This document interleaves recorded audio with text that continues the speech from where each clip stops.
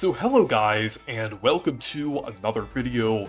And a few days ago, Princess Peach Showtime released, and I beat it, and it's really good in general.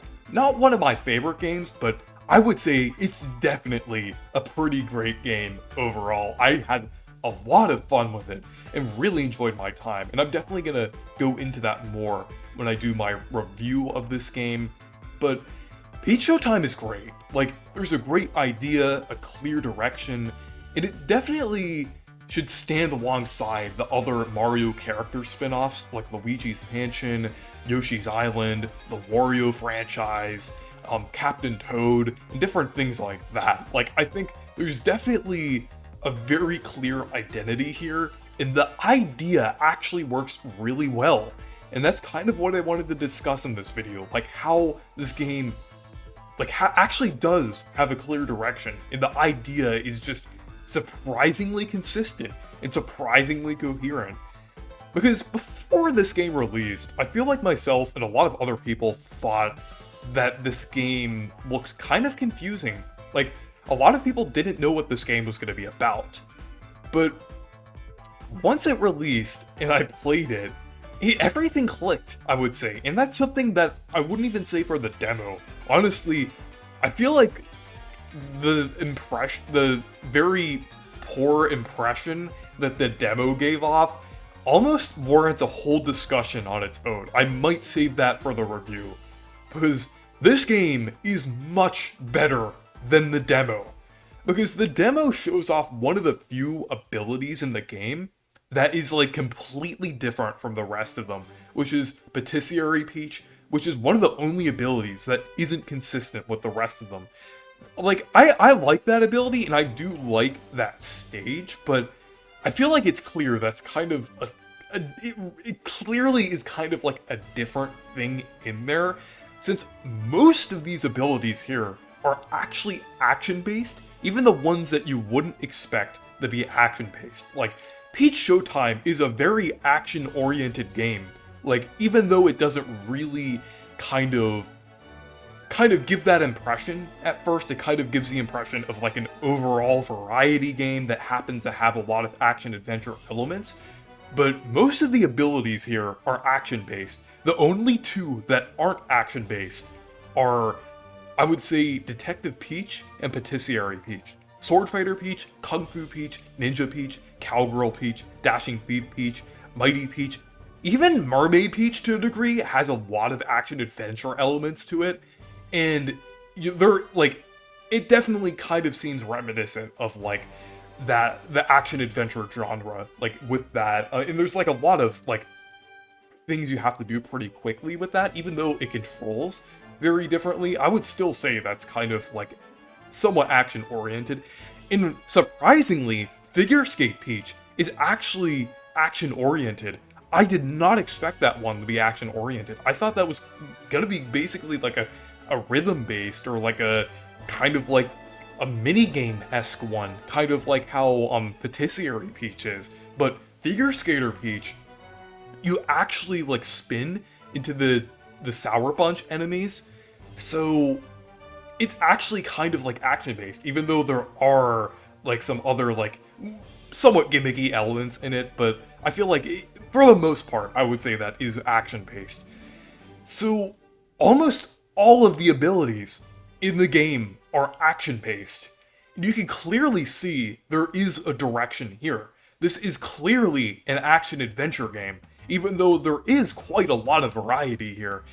And even though there is a lot of variety, I feel like it's variety to the sense where it actually works, kind of like Kirby's copy abilities. Not exactly like that, but I would say it's similar in a way to where it doesn't feel like too complicated or just thrown in and actually fits with the game.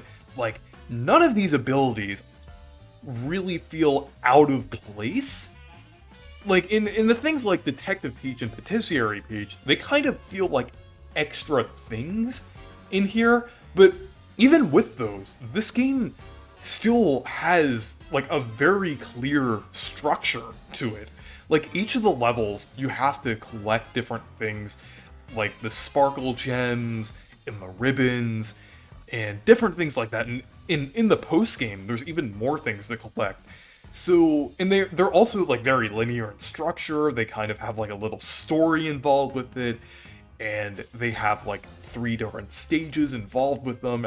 They all feel like they have a very similar structure to them, even though they kind of have like different styles. So it still feels like the same game. It doesn't feel like you're playing like 10 different games here. It feels like you're playing one different game with a bunch of different abilities. Like, in these abilities, like these action-based abilities, like, they have a lot of, like, nice variety here, but they don't feel out of place.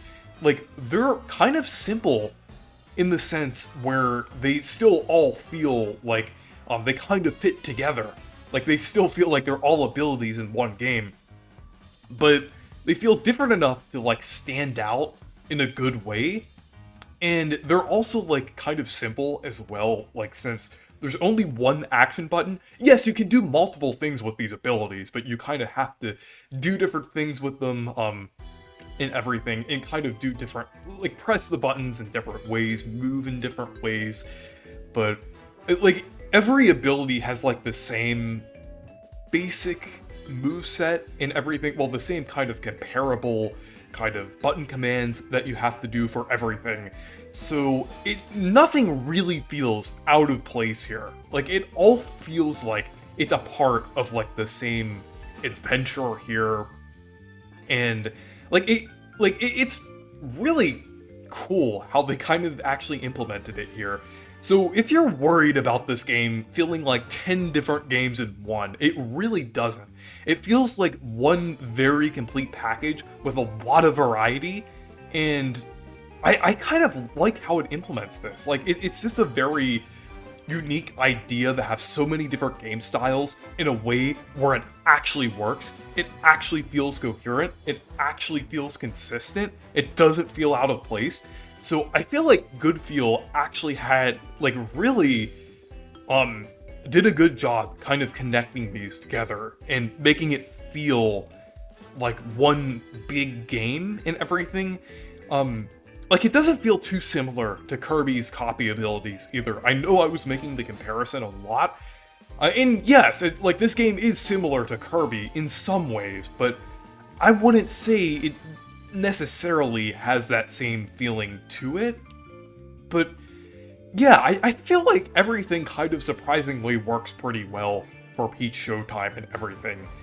And I think there's a lot of potential with this formula for having, like, all these different abilities, having, like, a basic, kind of easy to learn moveset between, like, multiple different game styles.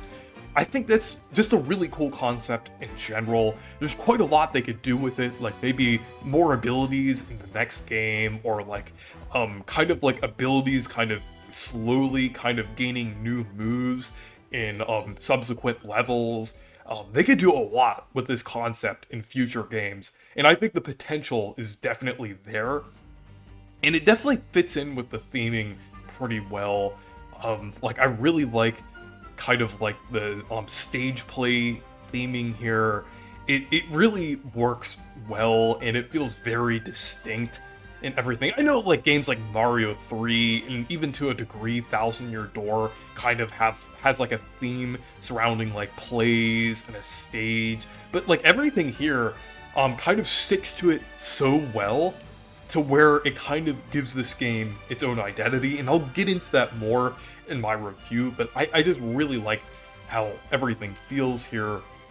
But yeah, Peach Showtime surprisingly feels very consistent as an action-adventure game, despite the fact that there are so many different abilities that seem like they're conflicting with each other and feel like they're very, like, complicated and different, and this doesn't have a clear direction. No, this game definitely has a clear direction, and it doesn't feel like it's 10 different games. But yeah, anyways, thank you guys for watching this video.